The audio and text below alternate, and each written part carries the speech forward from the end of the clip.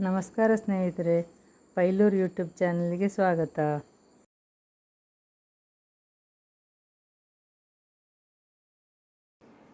ಇದು ನೀವು ನಮ್ಮ ಚಾನಲ್ ನೋಡಿರ್ಬೋದು, ಬಾಳೆಕಾಯಿ ಹಪ್ಪಳ ಮತ್ತು ಗ್ರೈಂಡರಲ್ಲಿ ರುಬ್ಬಿ ಮಾಡುವ ಹಲಸಿನಕಾಯಿ ಹಪ್ಪಳ ಹೇಗೆ ಮಾಡ್ಬೋದು ಅಂತಲ್ಲ. ಅದೇ ರೀತಿ ಕೂಡ ಈ ಮಿಕ್ಸಿಯಲ್ಲಿ ರುಬ್ಬಿ ಮಾಡೋದನ್ನು ಕೂಡ ನೀವು ಟ್ರೈ ಮಾಡ್ಬೋದು. ಬಹಳ ರುಚಿ ಆಗ್ತದೆ. ಇದು ಕೂಡ ತುಂಬ ಸುಲಭದಲ್ಲಿ ಮಾಡ್ಬೋದು. ಸ್ವಲ್ಪ ಸ್ವಲ್ಪ ಹಲಸಿನಕಾಯಿ ಇದ್ದಾಗೆಲ್ಲ ಆರಾಮದಲ್ಲಿ ಕೂಡ ಮಾಡ್ಬೋದು, ತುಂಬ ಇದ್ದರೂ ಮಾಡ್ಬೋದು. ಇದನ್ನು ಹೇಗೆ ಮಾಡೋದು ಅಂತ ಈ ವಿಡಿಯೋದಲ್ಲಿ ನೋಡುವ ಬನ್ನಿ.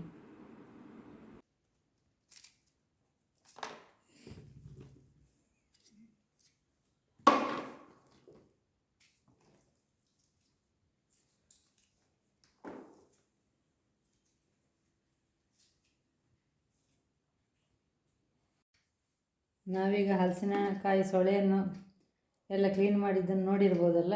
ಈಗೆಲ್ಲ ಕ್ಲೀನೆಲ್ಲ ಆಯಿತು ಮಾಡಿ. ಈಗ ಇದರಿಂದ ಹಪ್ಪಳ ಮಾಡೋ ರೆಸಿಪಿಯನ್ನು ತೋರಿಸ್ತೇವೆ ಈ ವಿಡಿಯೋದಲ್ಲಿ.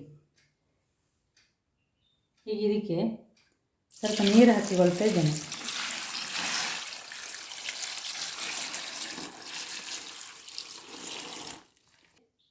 ನೀರು ಹಾಕ್ತಾ ಇದ್ದೇನೆ.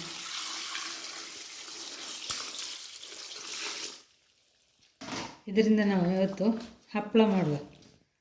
ನೋಡಿ, ಚೆನ್ನಾಗಿ ಒದ್ದೆ ಆಗುವಲ್ಲ ಹಾಗೆ ನೀರು ಹಾಕಿಕೊಂಡಿದ್ದೇನೆ. ಈಗ ಇದನ್ನು ಮಿಕ್ಸಿ ಜಾರಿಗೆ ಹಾಕಿಕೊಂಡು ರುಬ್ಬಿಕೊಳ್ಳುವ. ಇಷ್ಟು ಸಾಕು. ಇಷ್ಟು ಹಾಕಿಕೊಂಡು ರುಬ್ಬಿಕೊಳ್ಳುವ. ನೀರು ಹಾಕಲಿಕ್ಕಿಲ್ಲ. ಎಷ್ಟು ಸಾಧ್ಯ ಆಗ್ತದೋ ಅಷ್ಟು ನುಣ್ಣಗೆ ರುಬ್ಬಿಕೊಳ್ಳುವ.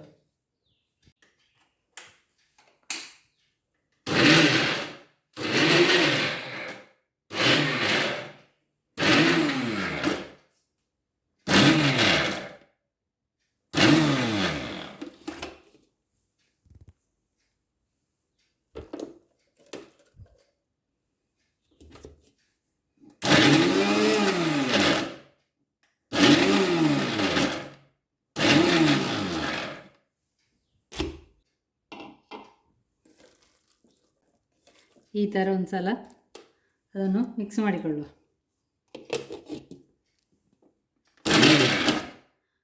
ಪಲ್ಸ್ ಮೂಡಲ್ಲಿ ರುಬ್ಬಿಕೊಳ್ಳಿಕ್ಕೆ ಸುಲಭ.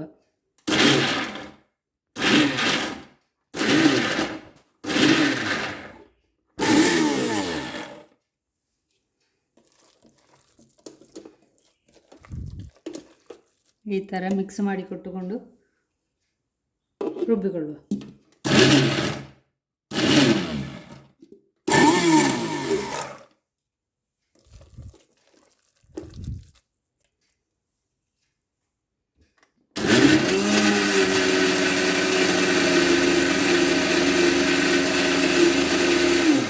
ಈ ಥರ ರುಬ್ಬಿಕೊಳ್ಳುವ.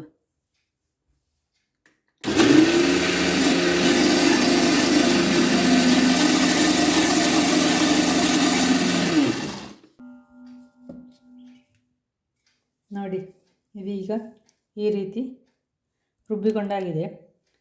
ಕೆಲವೊಂದು ಪೀಸುಗಳು ಈ ಥರ ಉಳಿದರೂ ಪರವಾಗಿಲ್ಲ. ಇದನ್ನು ಈ ಪಾತ್ರಕ್ಕೆ ಹಾಕಿಕೊಳ್ತಾ ಇದ್ದೇನೆ.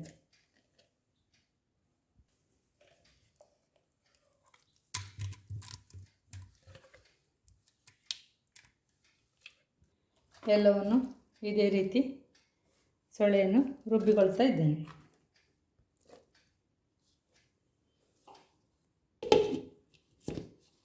ಈಗ ಆಲ್ಮೋಸ್ಟ್ ಎಲ್ಲ ರುಬ್ಬಿಕೊಂಡಿದ್ದೇನೆ. ಒಂದು ಸ್ವಲ್ಪ ಸೊಳೆ ಉಳಿಸಿಕೊಂಡಿದ್ದೇನೆ. ಮತ್ತೆಲ್ಲವನ್ನು ರುಬ್ಬಿಕೊಂಡಾಗಿದೆ.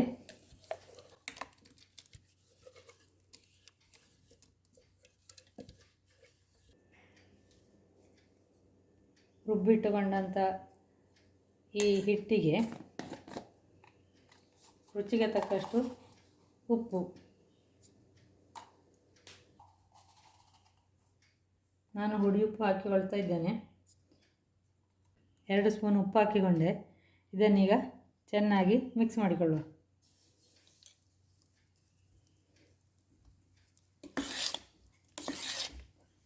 ಚೆನ್ನಾಗಿ ಮಿಕ್ಸ್ ಮಾಡಿದ ಮೇಲೆ ಉಪ್ಪು ಬೇಕು ಅಂತಾದರೆ ಹಾಕಿಕೊಳ್ಬೋದು.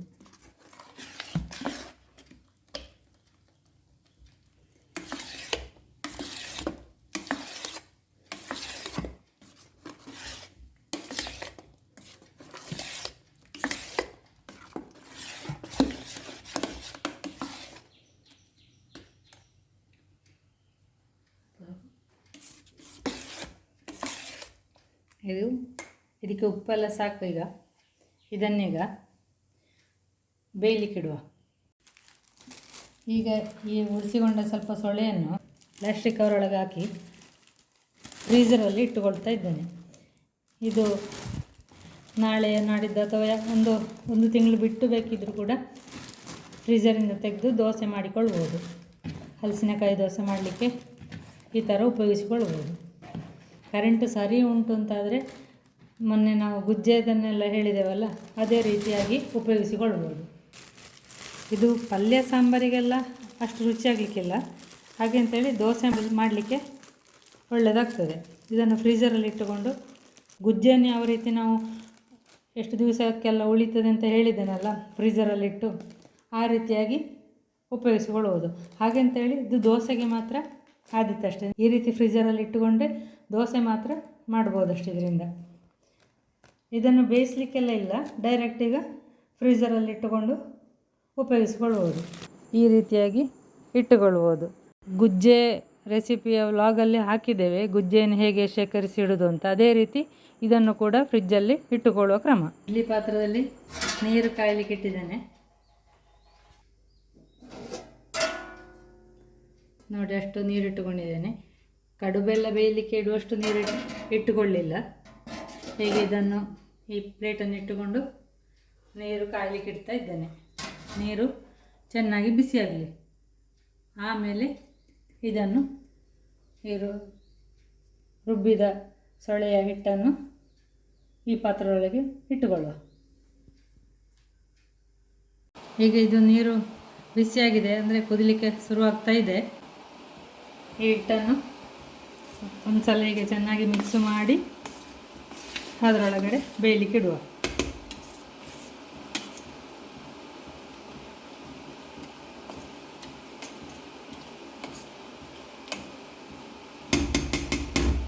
ಈ ಹಿಟ್ಟನ್ನು ಬೇಯಲಿಕ್ಕೆ ಇಡುವ.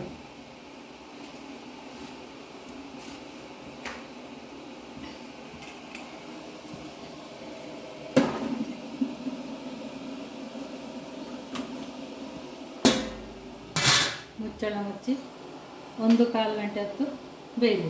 1 ಗಂಟೆ ಹೊತ್ತು ದೊಡ್ಡ ಉರಿಯಲ್ಲಿ ಬೇಯಬೇಕು. ಆಮೇಲೆ 1/4 ಗಂಟೆ ಮೀಡಿಯಮ್ ಉರಿಯಲ್ಲಿ ಬೇಯಿಸ್ಕೊಂಡ್ರೆ ಸಾಕು. ಸಣ್ಣ ಬರ್ನರಲ್ಲಿ ಬೇಯಲಿಕ್ಕೆ ಇಟ್ಟುಕೊಂಡದ್ದು. ಈಗ 1 ಗಂಟೆ ದೊಡ್ಡ ಉರಿಯಲ್ಲಿ ಮತ್ತು 1/4 ಗಂಟೆ ಮೀಡಿಯಮ್ ಉರಿಯಲ್ಲಿ ಇಟ್ಟು ಬೇಯಿಸ್ಕೊಂಡಿದ್ದೇನೆ. ಈಗ ಉರಿ ಆಫ್ ಮಾಡ್ತಾ ಇದ್ದೇನೆ.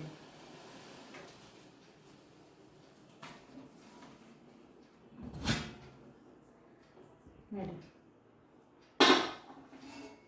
ಇಲ್ಲಿ ಸ್ವಲ್ಪ ನೀರು ಕಾಣ್ಬೋದು, ಅದೀಗ ತಣ್ಣಗಾಗಲಿಕ್ಕೆ ಬಿಡುವ. ಇದನ್ನು ಹೊರಗೆ ತೆಗೆದಿಟ್ಟು ತಣ್ಣಗಾಗಲಿಕ್ಕೆ ಬಿಡುವ.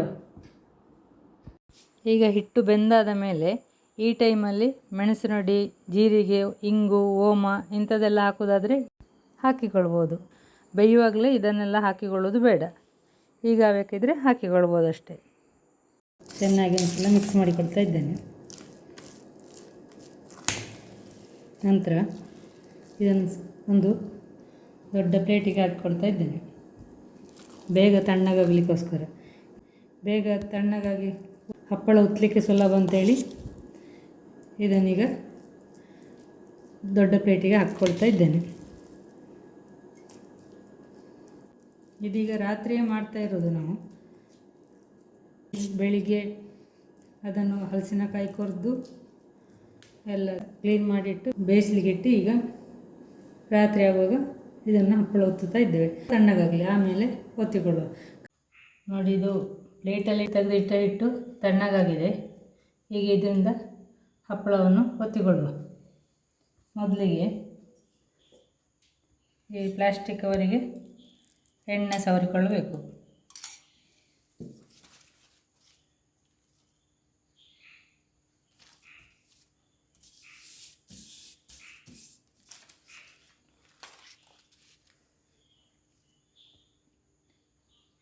ಕೈಗೆ ಸ್ವಲ್ಪ ಎಣ್ಣೆ ಸವರಿಕೊಂಡು ಈ ಹಿಟ್ಟನ್ನು ಉಂಡೆ ಮಾಡಿಕೊಂಡು ಈ ರೀತಿ ಒತ್ತಿಕೊಳ್ಳಬೇಕು. ದೊಡ್ಡ ಬೇಕಾದ್ರೆ ದೊಡ್ಡಕ್ಕೆ ಬರ್ತದೆ, ತೆಳ್ಳಗಾದರೆ. ಇದನ್ನೀಗ ಪ್ಲಾಸ್ಟಿಕ್ ಶೀಟಿನ ಮೇಲೆ ಹಾಕಿಕೊಳ್ತಾ ಇದ್ದೇನೆ.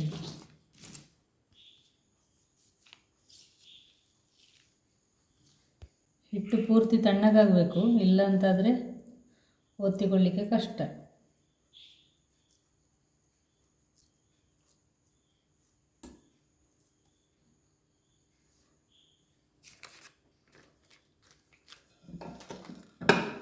ಈ ರೀತಿ ಮಾಡಲಿಕ್ಕೆ ಸುಲಭ, ಅಂದರೆ ಮಿಕ್ಸಿಯಲ್ಲೇ ರುಬ್ಬಲಿಕ್ಕೆ ಸುಲಭ.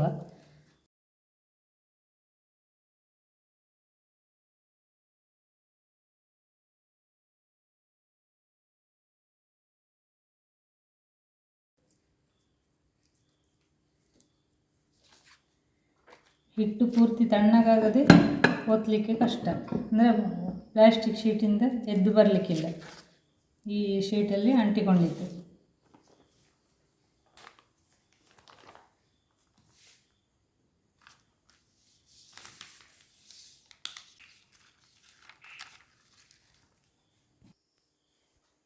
ಇದೇ ರೀತಿ ಎಲ್ಲ ಹಿಟ್ಟನ್ನು ಉಂಡೆ ಮಾಡಿಕೊಂಡು ಹಪ್ಪಳ ಮಾಡಿಕೊಂಡ್ರೆ ಆಯಿತು.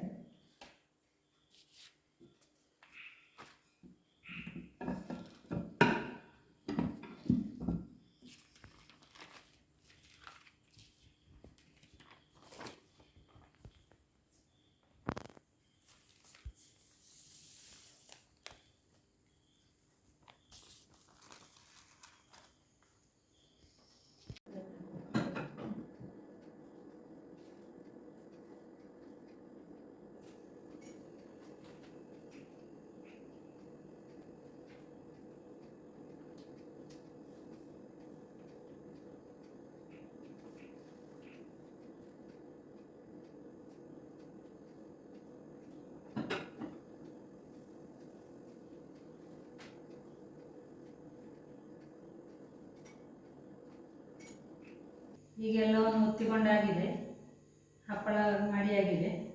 ಇದನ್ನು ನಾಳೆ ಬಿಸಿಲಿಗೆ ಇಡುವ. ಇವತ್ತು ರಾತ್ರಿ ಮಾಡಿದ ಕಾರಣ ನಾಳೆ ಬಿಸಿಲಿಗೆ ಇಡಲಿಕ್ಕೆ ಸುಲಭ. ನೀವು ಹಿಟ್ಟು ಇವತ್ತು ಬೇಯಿಸಿಟ್ಟು ನಾಳೆ ಒತ್ತಿದ್ರೂ ಆಗ್ತದೆ. ಹಿಟ್ಟು ತಣ್ಣಗಾದ ಮೇಲೆ ಹಪ್ಪಳ ಒತ್ತಿಕೊಳ್ಬೇಕು, ಇಲ್ಲಂತಾದರೆ ಹಪ್ಪಳ ಒತ್ತಲಿಕ್ಕೆ ಆಗೋದಿಲ್ಲ. ಇದನ್ನು ನಾಳೆ ಬಿಸಿಲಿಗೆ ಇಡುವ.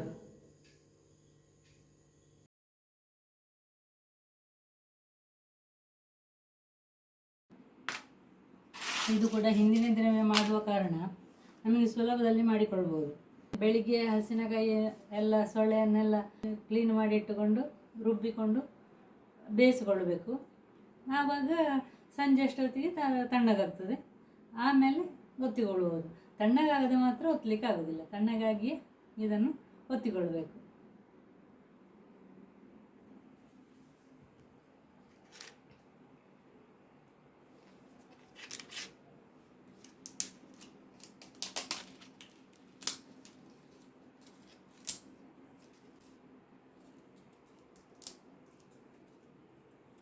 ತೆಳ್ಳಗೆ ಕೂಡ ಆಗಿರ್ತದೆ. ಈ ಸೊಳೆಯಲ್ಲಿ ಅಂಟಿಲ್ಲದ ಕಾರಣ ಸ್ವಲ್ಪ ಈ ಥರ ಕೋಲ್ನ ರೀತಿ ಬರ್ಬೋದು. ಯಾಕೆಂತ ಹೇಳಿದರೆ ಸೊಳೆಯನ್ನು ಬೇಯಿಸದೆ ರುಬ್ಬುವ ಕಾರಣ ಈ ಥರ ಸ್ವಲ್ಪ ಹೋಲ್ನಾಗೆ ಬರ್ಬೋದು. ಅದರ ರುಚಿಯಲ್ಲಿ ಎಂಥ ವ್ಯತ್ಯಾಸ ಆಗೋದಿಲ್ಲ, ಒಳ್ಳೆಯದಾಗ್ತದೆ. ಅದು ಸೊಳೆಯನ್ನು ಬೇಯಿಸಿ ರುಬ್ಬಿದರೆ ಅದರಲ್ಲಿ ಅಂಟು ಜಾಸ್ತಿ ಇರ್ತದೆ, ಆದ ಕಾರಣ ಈ ರೀತಿಯೆಲ್ಲ ಆಗೋದಿಲ್ಲ. ಹಾಗೆಂತೇಳಿ ರುಚಿಯಲ್ಲಿಂತ ಸಮಸ್ಯೆ ಬರುವುದಿಲ್ಲ.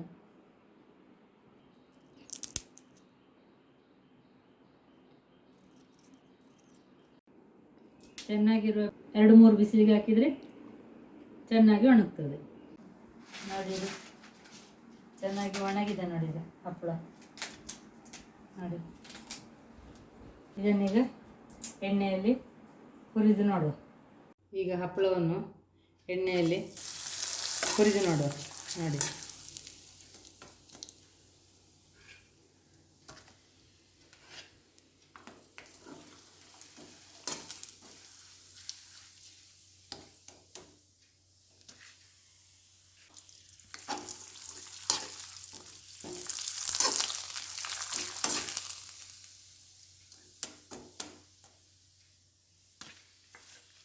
ನೋಡಿ.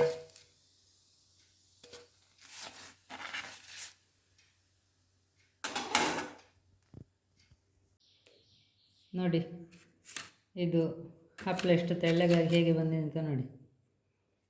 ನೋಡಿ ಹುರಿದಾದ ಮೇಲೆ ಕೂಡ